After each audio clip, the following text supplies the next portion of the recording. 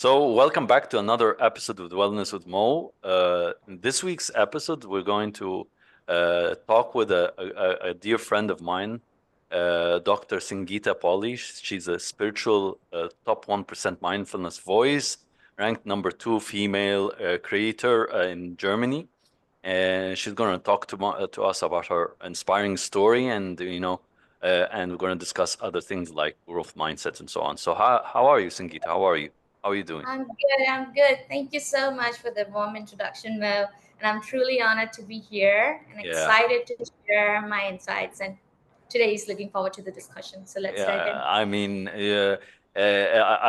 I've read things about you on LinkedIn, and I mean, you are definitely an inspiring individual, and I love to listen and know more about your story because I try as much as possible to spread the good word around the world, the awareness that no matter which culture we are from, we're Mhm. all the same. No matter which gods or beliefs we have, we all have something common, which is that we are on this earth for a certain purpose. What is it? We don't know. So tell me, what's your journey?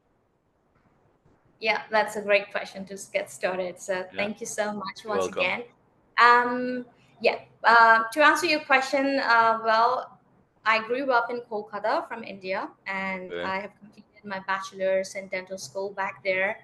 And I initially started working my early career as a dentist, and sooner I started my private dental clinic. And there hit me a realization where actually I kind of realized that the need for the business acumen while running a dental clinic, especially beside managing your patients and your treatment lines. That exactly when I kind of realized that I am getting fascinated with the business operations that I was handling in my daily day-to-day life in the clinic. Mm, And one thing led to the other, and that led me to pursue my master in business administration. And that's why I came to Germany, and that's how the story started. So here, I think I took a major leap, and I kind of didn't follow the code that says stay on your lane. So I kind of literally switched yeah. that lane, and just I love that part when I did so, and I would just highly encourage everyone out there listening today to forever listen to your that inner spark, which ignites you to go and leave your comfort zone. It's not gonna something you will regret later. You're just gonna look back and see that, yeah, that's what it has Mm, helped you grow and become better. So I'm so glad I took that leap and exactly understood how I was evolving my mind towards this growth mindset and how I was adapting to this new environment and the culture that I was experiencing. Besides that, I would say I gained quite a handful of extensive experience in sales and marketing once I graduated from my business school in Germany. I worked across various verticals at the same time, pushed myself beyond boundaries to achieve success, if I'm also emphasizing importance of the stepping stone of the comfort zone, and at the same time, that also let me feel very fulfilled till the pandemic hit us. And during that time, I really, really sat down with myself, realized a lack of fulfillment in my job, what I was doing, how I was doing. Everything was going pretty well, but then it just did hit me hard that maybe I'm still again, falling back into the comfort zone. Maybe I'm not growing enough, or there was a hunger that was coming for more learning. Like I was wanted to pursue something towards continuous learning. And I think also when we were coming out of the pandemic, there was a period of my life where I kind of experienced a significant personal shift, mm, and that led me to desire for a change and some welcome new challenge that I was looking forward. So I mm, wouldn't mind saying that I had my spiritual awakening at that point, and I got introduced to mindfulness. It just came as a rescue, mm. and I felt the urge to share my journey and how it can change everyone's life out there from chaos to calm. So that's Okay. why, with that intention, in this year, January, I started the newsletter, the Mindful Minute, Mm, and I'm glad I launched it to spread the benefits of mindfulness. It's something that I love doing it because it's my give back to the community. Everything that I've learned through my journey and how I overcame my constant setbacks, I think it's going to help people. And yeah, Mm, that's how I am into mindfulness today. And I'm glad that LinkedIn recognized me as one of the top 1% voice. uh, And at the same time, I also trying my best to leave the comfort zone once again that I'm right now. I was working into the sales and marketing domain, like I said. So mm, my next, challenge to myself was leaving that 9 to 5 thing mm, and coming out of it and entering into the footstep of entrepreneurship. That exactly mm, when I wanted to become an entrepreneurial partner with these two companies that I'm working right now with, mm. and mainly focusing on the business development. So yeah, Yeah, that my I agree. I agree with what you're saying. But look, I have this biased. I'm going to talk about bias. I'm sorry, I don't mean it. But we all in Egypt, we all think that people in India are the most mindful human beings in the world. I mean, through your practices, and this is because all my mentors, because of I'm a mindfulness coach, so I didn't want to take anything from Egypt. Discussing mindfulness because in Egypt it would be more, of a commercial sale. They want to, sell the idea, so I took it from I took my coaching certificate from India from a company called Happitude, and the company was designed for spread awareness of happiness and mindfulness in the workplace. But I was always fascinated with your stories about your gods, and it's so fascinating for me as an Egyptian, as a Muslim, because stories are what keeps our imagination, going on. So I always had that assumption. So I'm definitely incorrect, right? That all Indians are supposedly mindful because they meditate. It's like me saying all Chinese are mindful also. So correct me if I'm wrong. no, no, no, no. I think there are exceptions, but for sure, it's a it's a huge country, comes Mm, with rich culture and tradition and values. And I'm deeply touched with what you mentioned about, and I love to believe that every Indian is living a very mindful life. mm, And I'm sure faith is something which is a big, I think, bond that we mm, have mm, in the country. So for me, it's also quite important. mm, I have been into science. I am a doctor, and at the same time, I had always faith in religion. And it's not about following a particular set of religion, or like you mentioned, there are many deities and superpowers or things like that. But the thing that really strike my chord is basically how attached are we as an individual towards our history, mm, and how we connect the dots moving forward. Like, when I started reading a lot about mindfulness, for example, mm, it has a lot of ancient teachings and tradition which are rooted deeply in our history. And I truly believe in this, that if you don't know your history well enough, it's very difficult to not repeat the mistakes and mm. live a very fulfilling future, and yeah, create the best out of it. Yeah, So yeah. I think with the religion, we get to hear different set of stories. We get to listen to the constant factor that no matter what, even our holy book Bhagavad Gita, Lord Krishna has kind of said, one should always focus on the kind of deeds and not the actions. We shouldn't expect any outcome. So I Mm, really connect and correlate with the growth mindset facet to it. mm, When we are adopting that growth mindset, we tend to believe that, well, here I am trying to work on this matter. I'm not taking this challenge as a challenge. I'm willing to mm, work on it. At the same time, I don't care about the outcome. I don't care about what is going to, lead me towards. So it's all about embracing the failure at the same time. yeah. So I think all these beautiful stories really helped us a lot to connect the dots. Looking right For now, me, if I yeah, for me as a someone who has a different religion and who believes in something different. For me, the stories are amazing because they do touch me in a humanly manner, in a humanly sense. Because whatever you say in your holy book, or whatever I say, or whatever my God says in my holy book, and so on, it's the same things. It's the sorry. We should always be kind to each other. We should always give to the poor. We should always be grateful and gratitude, and we should always do good deeds and not bad deeds. So this is common sense to me. And why I'm asking this, or why I'm saying this, is that lately a lot of people are talking about mindfulness. It has become such a cliche word, to be honest. It's being used in every sentence and every discussion, and it's losing the essence. I mean, I don't know if I'm making sense, but this is what I feel. I mean, mm, like your trip, my trip, when I found mindfulness was like, you know, something that really I wanted, because this is where I was heading indirectly, not even feeling that I'm becoming mindful.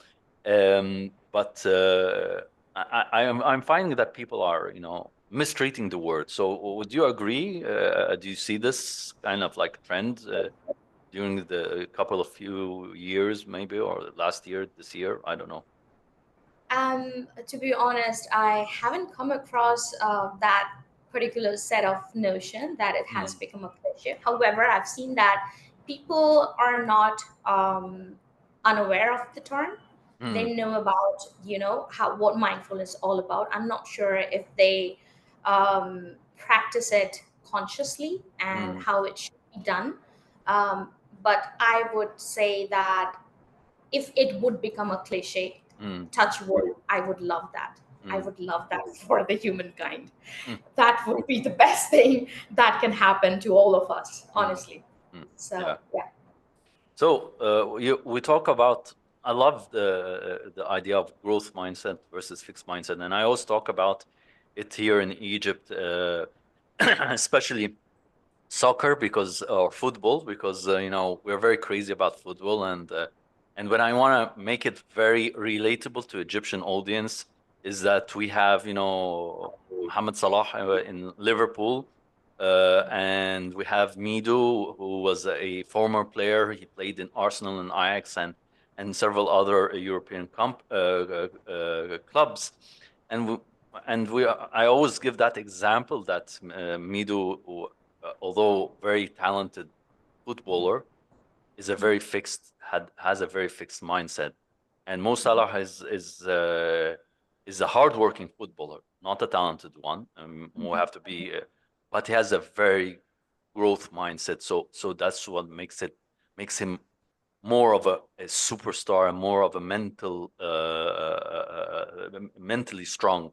And even Mo Salah recently said in one of his interviews that the most difficult thing is to be mentally strong, not physically.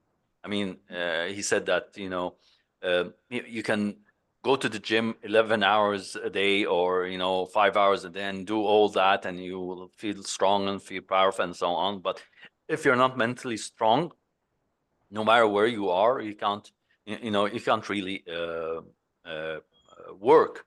So what challenges do you see when you deal with people who are a fixed mindset, and you try and convince them to become more growth mindset? Because people have both sides. I mean, we do have some fixed and growth, and it depends on which side you're leaning on towards more. So for me and you, we're most probably leaning towards more growth mindset than the fixed one. So this is the whole point. Yeah, yeah, absolutely. I totally agree. I mean, if I just go a little back to answer your question, I think I'm a huge follower of growth mindset, and I have seen people in my very close proximity, be it in family or in the work area. I have come across people who are still holding onto a fixed mindset, And it has, like you said, it has a lot to do with two aspects, I would say. um, the society has bound us in a way that make people feel shame of talking about or accepting their failures in front of Mm, everyone, right? mm, So I think that's one aspect where you are unwilling to mm, acknowledge failure, mm, and that is the prime area. If I go back to growth mindset, where we are kind of always voicing, I myself champion it with my everyday daily post to my community, like embrace failure, mm, be a fool. That's the best thing you can do for mm, yourself. mm. Because if you are not becoming a fool, you are denying yourself of learning something new, isn't Yeah, it? yeah. So I think mostly with people having a fixed mindset, Mm, ego plays a big role in there, where they don't want to acknowledge that their innate talents or abilities, which are mm, already predetermined, that has anything to do with being a fool and being open towards something where they want to learn or improve, because they already conceive the idea that whatever they know, it's sufficient and it's mm. enough.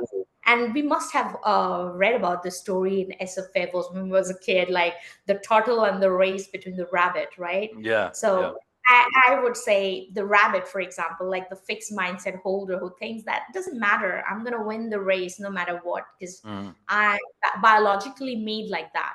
But the thing that we saw in the story, how Turtle made it to the end point by keeping that constant hunger and that, foolish attitude that no matter what, I'm going to give my best. And through improvements and through practice, you mm, can beat talents. So mm, this is something which many people are witnessing out there, that it's mm, not at the end of the day everything all about talents or skills. mm, Everything is trainable, but at the same time, when we talk about mindset, now that is also trainable, I mm, believe. So we can train people from going a fixed point set of mind towards a growth mindset, but that needs a lot of training, a lot of mm, coaching, mm, and a lot of openness and an adaptability towards accepting this. And it's not easy to do it in one go. It's going to mm, take some time, mm, because like I said in the very beginning, the society has kind of made us believe so far that we always talk about success stories. No one talks about failures. No one talks mm, about, okay, how I failed in starting 10 startups and my 11th one just hit the road. mm.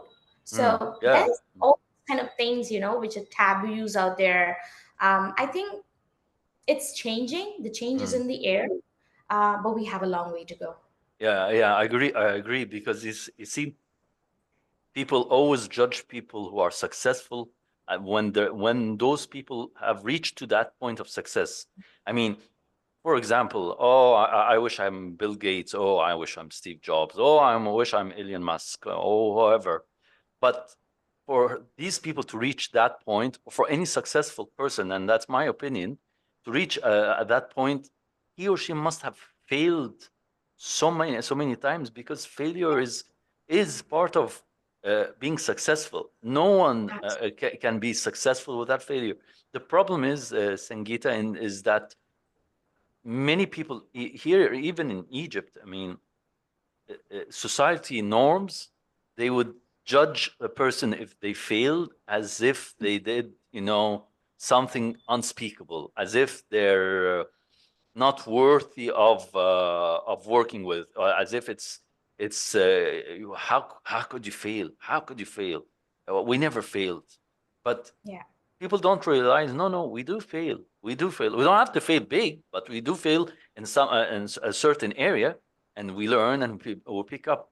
So it's very very challenging, what people say and what you say. And the biggest problems I see, and correct me if wrong, and that's the question, is that the generations differ in terms of Yeah. mindset. I think, correct me if I'm wrong. I don't know. Mhm. I'm asking you this question. The older generation, which is Gen X, I think, right? Gen Mhm. X, Mhm. yeah, the older Mhm. generation. the ones the 70 the ones born in the 70s or maybe uh, before. The baby boomers. Yeah, the baby Yeah, boomers, I guess. yeah, يعني they have more trouble of accepting failure than a millennial or Gen Z. Hmm. So does it Yeah, differ the mindset between generations? That's my question. Is it yeah. different or No, I would agree with you. I have seen that, a lot in the latest generation, people are becoming more aware of, growth mindset. All that hustling culture is, turning on all of a sudden. mm, I see that thing pretty back in my country as well. So the young generation is very motivated. They're hungry. mm, They are aiming for the kill, mm, but it wasn't the case back when we were the kids in the 90s. We didn't see mm, this in back mm, then. So I definitely agree with you here. It has to do with a lot of generational shame, or I don't know, that societal taboo that it has to offer. Because mm, often, like I said, back then the society was everything to the generation X, I guess.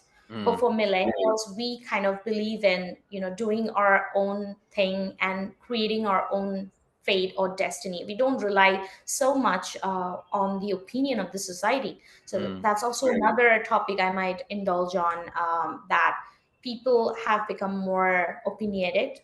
They have their own voice. They have the free will to make a choice in their career. So I could speak for myself. So when I was making a decision in my life back, when I was thinking of switching down the lane, mm, I could do it, and my parents were there to support me in every decision that I took, and I'm so super glad. But I would not expect the same would have happened when they were growing up and they were in their early 20s, and mm, they would never make that kind of leap, for example. So I mm, think economical structure was also pretty much relevant to this mm, topic. um, People back then in those generations, they kind of struggled to meet ends, and at the same time wanted to provide the basic and the good education to their children, mm, which in turn the millennial generation has that kind of liberty to go out and have that kind of choices making out for themselves. mm, Either they're choosing to stay single, or taking a different career altogether, or mm, let's say changing countries or living across continents. So this has become more common, I would mm, say. mm, So given the fact, with the access of internet, and again with the right education, people are growing and they're learning a lot. So the mm. mindset is shifting. I Okay. think maybe the digital transformation has a role in play here, Mm. maybe. Yeah, But yeah, maybe, but do you believe that people who are born as growth mindsets? I mean, people are born who are growth mindseted, or is it is it something that they learn? Because I mean, I'm a different person in my family. I'm the only one in in my family, my Mhm, brother, my uncles, my cousins, they all have very safe jobs. Let's put it that way. They all have very mhm, safe jobs. They don't do crazy things like I do. Because this is how my wife would label me, that I'm a risk taker and I don't really think about the consequences. She's right. mhm, She's correct. She's absolutely correct. I am a risk taker, but I do think about the consequences. But I always have that idea is, if I fail, I learn something new. But mhm, that's me, you know. mhm, So what I believe is, all what you said is correct in terms of internet and technology, mhm, and there's a lot of information out there for the young generations. But for me, as an older generation, I didn't have all that technology, but I have like a will, a hunger inside me that I really need to satisfy. And you talked about change, and recently I was talking about change, that we have to always change every day, every now and then. Change is an ultimate thing. So do you believe that we're born like this, or is it something that we get to learn on the way to become a growth mindset, and in term, when we become growth mindset, we become more mindful, even if we don't say we're mindful. I mean, Mhm. everything's connected Yes, together. yes, So yes, I'm just saying, yeah, yeah. So what yeah. do you think? That's a brilliant question, and I must say that if I were to answer that, I would say no, we are not born with either a fixed mindset or a growth mindset. We are born with a Mm. mind. And it's up to us and our circumstances in Okay. specific environment that we grow up. We see, people around us. Everything has a role in Mm, shaping our mindset, and it can evolve for good or it can worsen for worse. So I truly believe in that power. So it's possible to nurture a fixed mindset and then train it to become a growth mindset. mm, Um, but at the same time, it's also possible having a growth mindset and then shifting towards a fixed mindset once the ego hits in. mm. You see what I'm saying? So it's Yeah. it's actually on us when we are still open to learn a lot and follow the Mm, continuous learning pathway, or we give into our own ego and we feel like, okay, you know what? I'm the best and I think I know everything. And that's mm, where your downfall starts and it hits you. So mm. it has very less to do with the fact that you're born with it or not. I think it's something that it can be always cultivated, Okay. given the fact you have the right tools and the right know-hows and the right people around you. Mm. So that's also equally important. I always think that a growth mindset person is a rebellious person, is a rebel in his own his family. Yeah, yeah. I think it has some correlation being a rebel in your family and not really agreeing about the status quo. Yeah, go ahead. No, I would just add a quick small word like rebel with a cause. A rebel with a cause. Yes, yes, yes. I agree. I agree.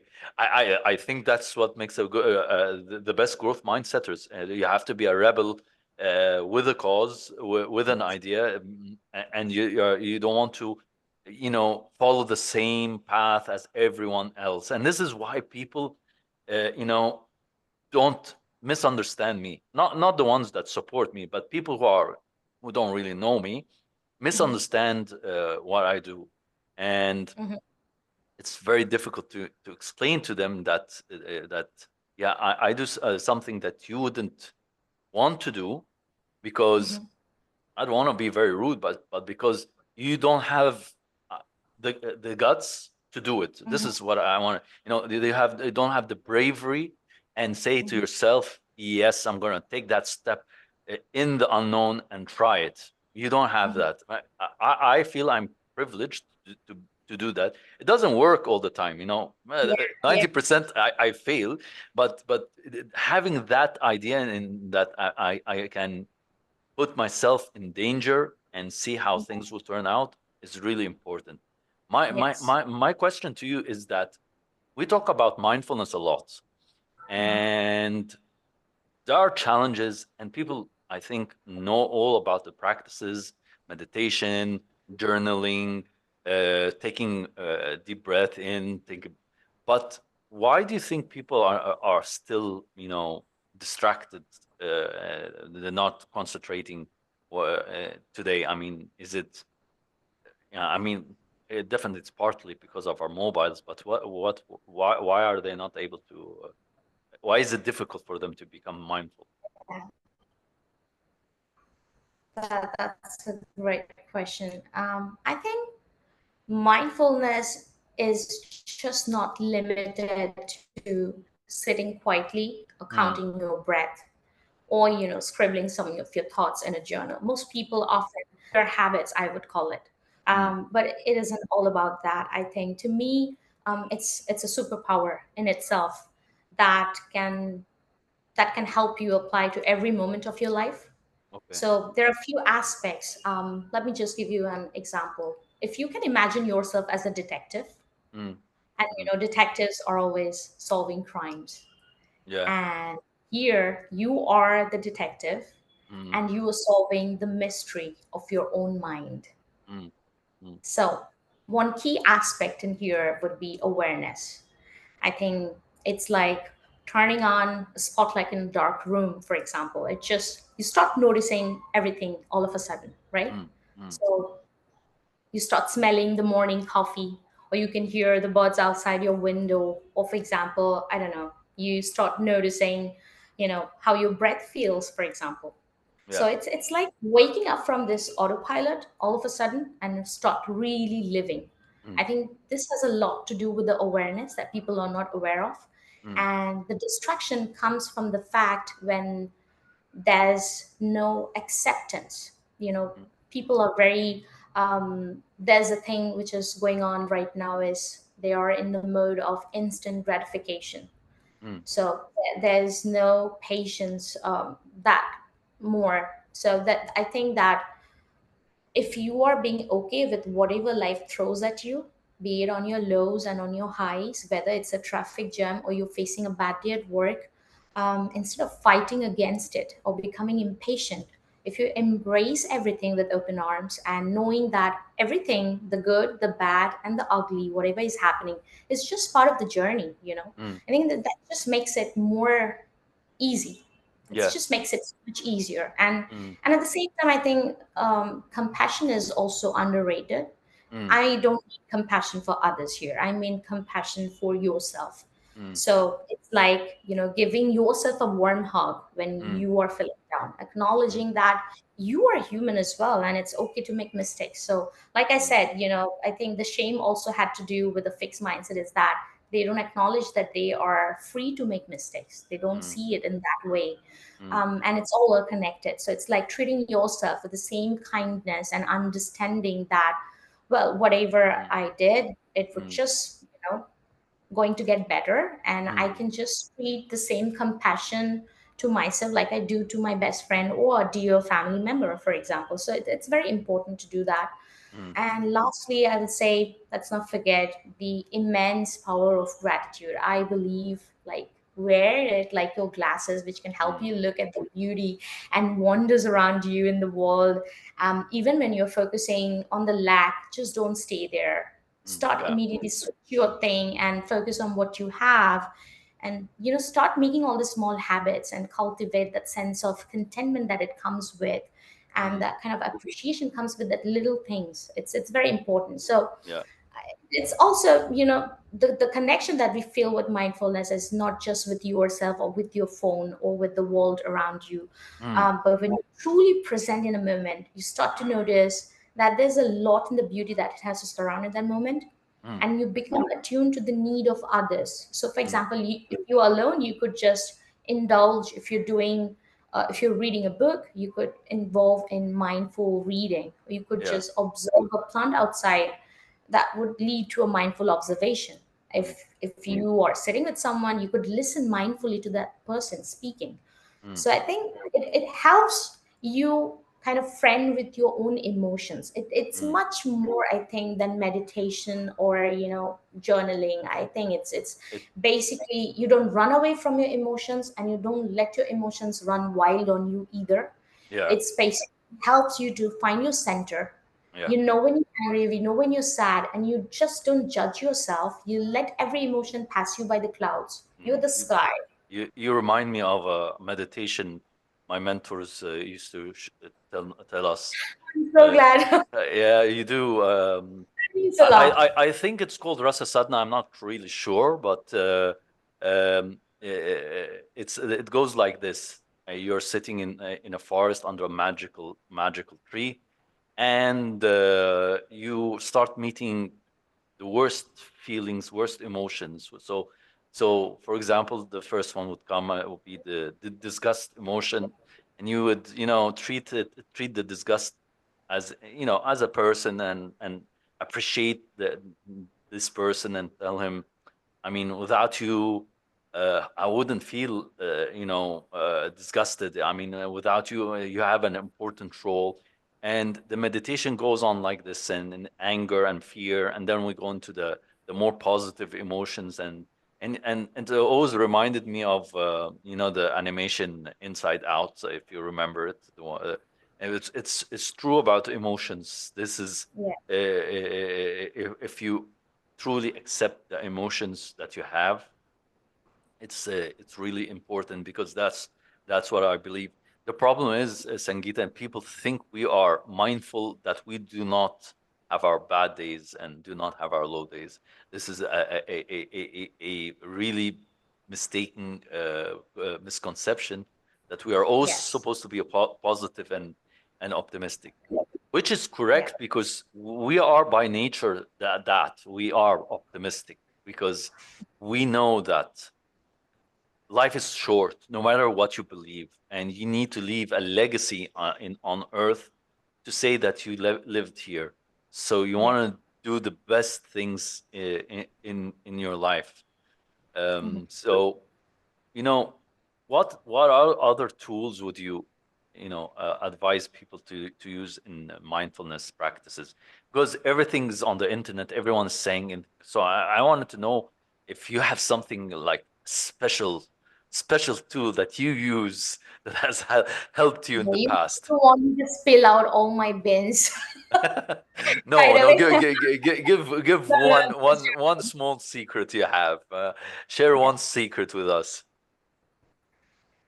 Okay. I will not make it too difficult, and I Okay. wouldn't overwhelm everyone. I would Uh, just simply stick to what I did preach this morning on LinkedIn. So if you could just do that, I think it's a good start for okay. anyone who is willing to get started. I think, for example, breath, Mm, how you mm, breathe, it's a tool.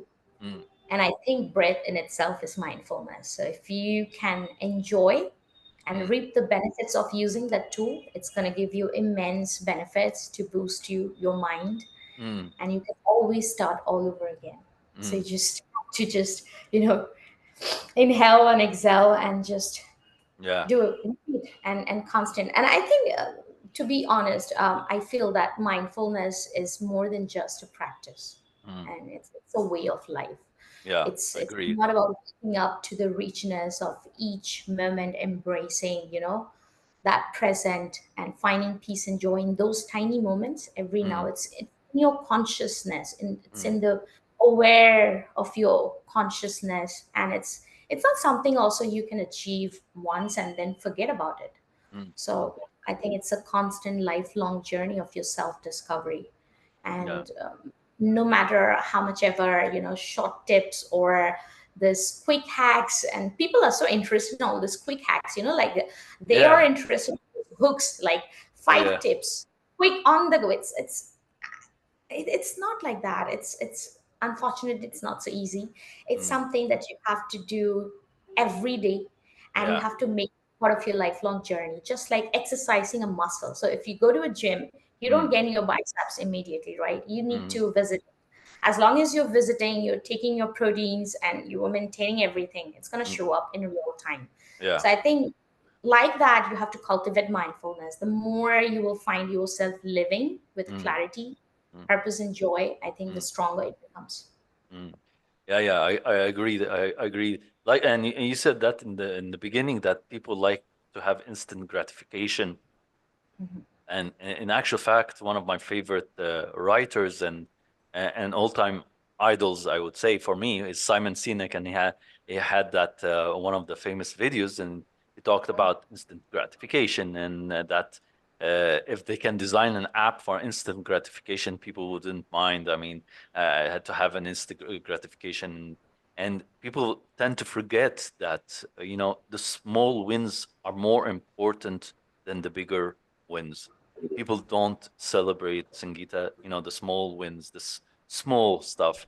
And it's Yeah, like very small thing. I mean, it's very normal things. For example, if I want to lose weight and I put a big target and I didn't lose that weight, but I did lose some weight, during the week. Why shouldn't I celebrate? I mean, I did do something. I did achieve something. yeah, That is the issue yeah, with people today. yeah, Uh, yeah. so I think, like I said, mindfulness is a way of life. It is Mhm. not. People here in Egypt think that it is sitting quietly and doing nothing and meditating. Exactly. Maybe it is part of it, but it's not. Yeah. It's not all of it. It's not that. It's And much more than that. yeah, exactly, exactly, exactly. Um, so I want to ask you something. What is a word or a sentence that best describes you? Oh, that's a great one. If you had to describe Sangeeta in a word, like in a line with Yeah. few words, okay. Ooh, I would just say that do it with passion or not Mm, at all. okay. Okay.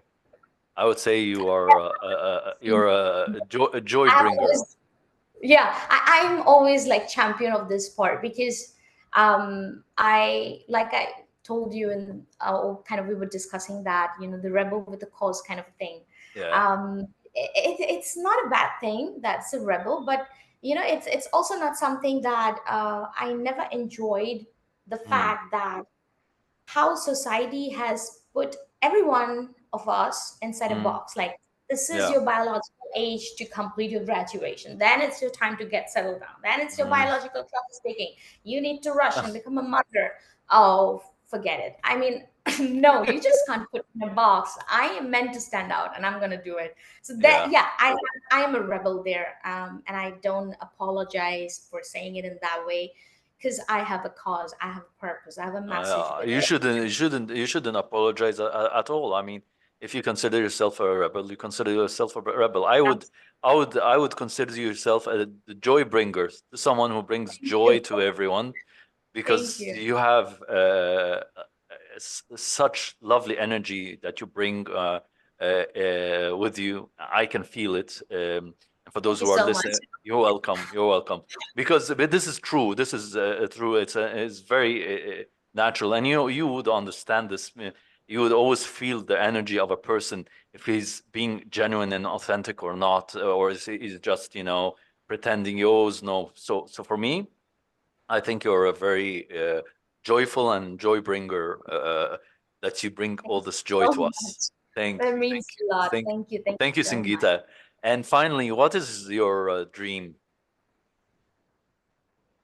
Dream as in going forward. So, like I said, I dream of celebrating my small wins now. I don't have a big dream. I Okay, don't overwhelm myself. I think if I'm following the growth mindset, then it comes with the fact that you got to give yourself those tiny cookies from time to time. And okay. I am totally believing in that. For Uh, now, I have few targets for this remaining days of May, and then I'm okay, looking forward to June. And I'm taking every day at a time, one baby step at a time, and that's okay. gonna lead me where I'm meant to be. And keep the cookies. Keep a cookie for me, please. Sure. I uh, have the whole packet. oh, thank you. So kind. You're so kind. Singita, thank you Thank for you. being with me. You've been such a pleasure. Yeah, I'm so honored and humbled to have you. Thank you. Uh, I call you the joy bringer of today. Brought me a lot of joy today. I mean, I really thank you from the bottom of my Pleasure is heart. all mine from the bottom Oh, of my heart.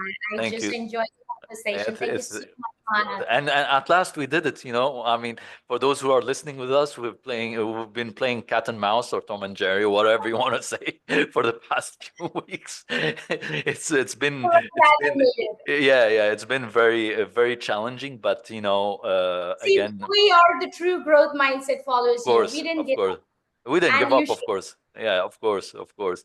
Thank you for being with us. Thank you everyone for tuning in for a new episode with Wellness with Mo. Next week we'll have a new guest, and I hope he or she will be will have a more insightful story. Until then, God bless you and keep safe.